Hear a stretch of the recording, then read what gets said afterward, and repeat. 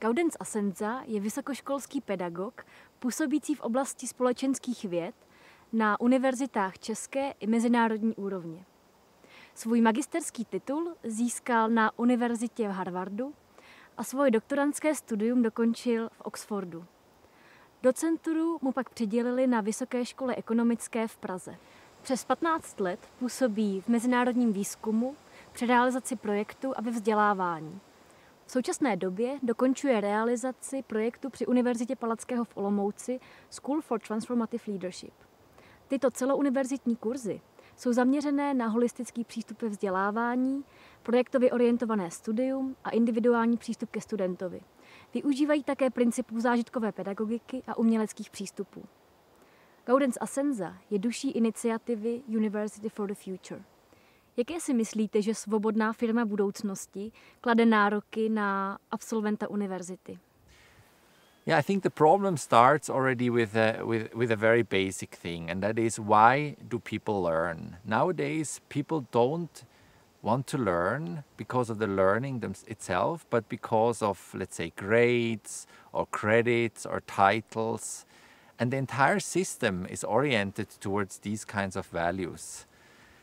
And I think that these values need to change. We have to have a system where the grades, where the credits, where the titles are much less emphasized, and where students more and more realize that they actually want to learn and they enjoy the learning.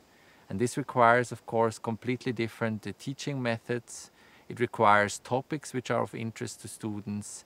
It requires a connection between the topics and the students' lives, because very often students don't know why they have to even learn something. They don't see the sense of particular topics.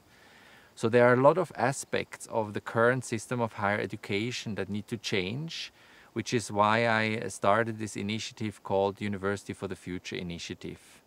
You can say that Svobodná firma, the free company, could also be named the company for the future. Just like I say the university for the future, we can say the company for the future. And the company for the future, of course, needs people who went to an education that really activated them to be full human beings, to be free human beings, to be critical thinking, to be positive thinking, and to be enjoying a life in action.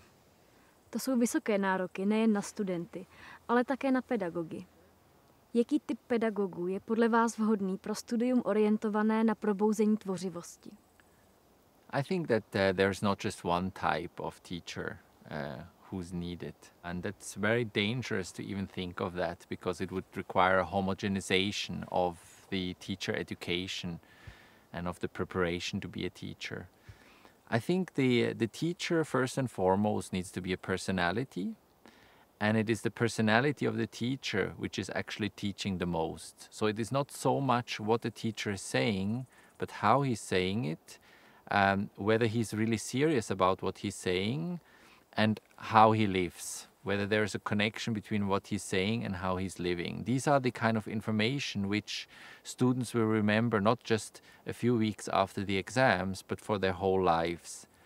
And this is the long-term learning which is really important.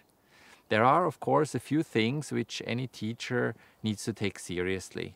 And that is that he or she has to be very enthusiastic about the topic.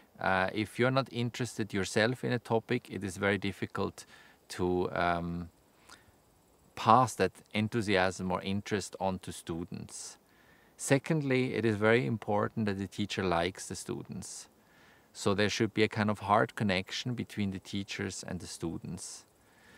Thirdly, the entire studies should be oriented much more towards creating character, towards creating personality, towards self-development, and not just towards passing on information. In many sciences, the information are very quickly changing, especially in the social sciences. So what we are teaching today may not be valid anymore tomorrow. And therefore, in these kinds of subjects especially, it is very important to place emphasis on personality development. This is why I created a project, the School for Transformative Leadership, and this is also one of the most important principles behind the University for the Future initiative. Sbíral jste zkušenosti po celém světě. Proč si myslíte, že zrovna Česká republika je tím správným místem pro uskutečnění těchto ideálů? I think the Czech Republic is a very suitable country because in this country people are very critical, both towards the current existing reality, for example in politics or in education or in companies, but at the same time they're also very critical towards any new ideas. I see this as very positive because these new ideas really have to prove themselves. That means that it is much more difficult to convince Czechs that a new idea really has value. But once you convince them, they are much stronger standing behind you because it took them much longer time to get into these new ideas and to actually believe that it could be possible. So this skepticism creates a certain pressure for anyone who comes up with new ideas. And in this pressure, it's like a formation of a diamond. The more pressure there is, the more beautiful is the result. If everything were very, very easy and you could very easily convince people about truly new ideas, then these ideas would not be sufficiently shaped and formed, and they would not be as beautiful as when these ideas are born under pressure. I have been under significant pressure the past 12 years as I was teaching here in the Czech Republic in the existing system, which is very highly bureaucratic and which is very limited in terms of what you can do. But this has helped me to develop all these new ideas, and even the pressure now to make these ideas better, I think, are very fruitful for our project. So the Czech Republic is a wonderful country because it allows something new to be born under pressure and to improve it step by step until it really can stand against a relatively hard and relatively wide reality. Jak může firma současnosti přispět v oblasti vzdělávání a jak to podle vás souvisí s firemní kulturou? There are basically two models of training in companies. One is that the company sends the employees once in a while to a team building or to a particular training in their particular field, and then this training is relatively short term, and then this training is over and people go home and go back to their reality. This training is relatively expensive because it has very short-term effects. Just like the current education system has very short-term effects in terms of the learning that it creates.